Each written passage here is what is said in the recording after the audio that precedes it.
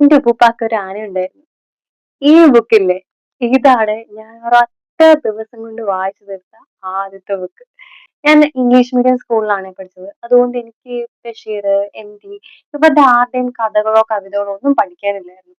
അപ്പൊ എനിക്ക് എന്റെ കൂട്ടുകാരൊക്കെ പ്ലസ് ടുവിന് വന്നപ്പോ പറയുന്നത് കേട്ടപ്പോ എനിക്ക് ഭയങ്കരമായിട്ട് കൊതി തോന്നിയിട്ടുണ്ട്. എനിക്കും അങ്ങനെ എന്തെങ്കിലും കഥകളോ കവിതകളോ ഒക്കെ പഠിക്കാനുണ്ടായിരുന്നെങ്കിൽ എന്ത് രസമായിരുന്നു എന്നൊക്കെ. പക്ഷെ അത് പറ്റിയില്ല. അപ്പൊ ഞാൻ എന്ത് ചെയ്തു, എന്റെ അമ്മേനെയും കൊണ്ടിട്ട് ഞാൻ ബുക്ക് സ്റ്റോളിൽ നിന്ന് വാങ്ങിപ്പിച്ചതാണ് ബഷീറിന്റെ കഥകളൊക്കെ. കുറെ ഉണ്ട് കളക്ഷൻസ്. എനിക്ക് ഭയങ്കര ഇഷ്ടമാണ് ബഷീറിനെ. വായിച്ചു തുടങ്ങി ഒരൊറ്റ ദിവസം കൊണ്ടൊക്കെ ഒരു ബുക്ക് വായിക്കുക എന്ന് പറഞ്ഞാൽ എന്നെ സംബന്ധിച്ച് ഭയങ്കര ഭയങ്കര വലിയൊരു സംഭവമാണ്. ഞാൻ അങ്ങനെ അങ്ങനെ ഇരുന്ന് അത്രയും കോൺസെൻട്രേറ്റ് ചെയ്ത് വായിക്കുന്ന ഒരാളല്ലായിരുന്നു.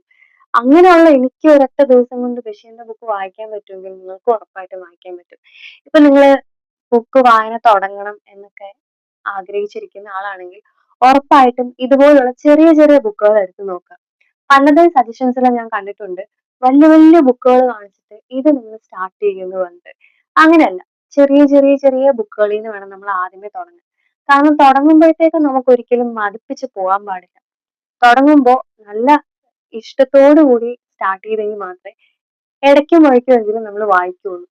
അപ്പൊ എന്തായാലും ഈ ബുക്ക് വായിച്ചു നോക്കണം. അടിപൊളിയാണ്. ബഷീറിന്റെ മസ്റ്റ് റീഡ് ആയിട്ടുള്ള ഒരു ബുക്കാണ്. ഒരുപക്ഷെ നിങ്ങൾ എല്ലാവരും ഇത് സ്കൂളിൽ വായിച്ചിട്ടോ പഠിച്ചിട്ടോ ഒക്കെ ഉണ്ടാവുമായിരിക്കും. അപ്പൊ സ്കൂളിൽ പഠിച്ചിട്ടുള്ളവർക്ക് ഇതൊരു പുച്ഛമായിരിക്കും. ഞാൻ എന്റെ കുറെ ഫ്രണ്ട്സിന് സജസ്റ്റ് ചെയ്തപ്പോൾ അവര് പറഞ്ഞു പിന്നെ ഇതൊരു 10 വട്ടം ഞാൻ സ്കൂളിൽ പഠിച്ചിട്ടുള്ളതാണ്. 10 എക്സാമിന് ഞാൻ എഴുതിയിട്ടുണ്ട്. ഇതിൽ കൂടുതൽ ഇനിയിപ്പോ ഞാൻ എന്ത് ഈ ബുക്ക് വായിക്കാനാണ്. എന്നെപ്പോലെ ഇംഗ്ലീഷ് മീഡിയത്തിലാണ് പഠിച്ചിട്ടുള്ളവർക്ക് ഈ ബുക്ക് ഒരു ഫ്രഷ് ആയിരിക്കും. കാരണം നമ്മളിത് സ്കൂളിലൊന്നും പഠിച്ചിട്ടില്ല.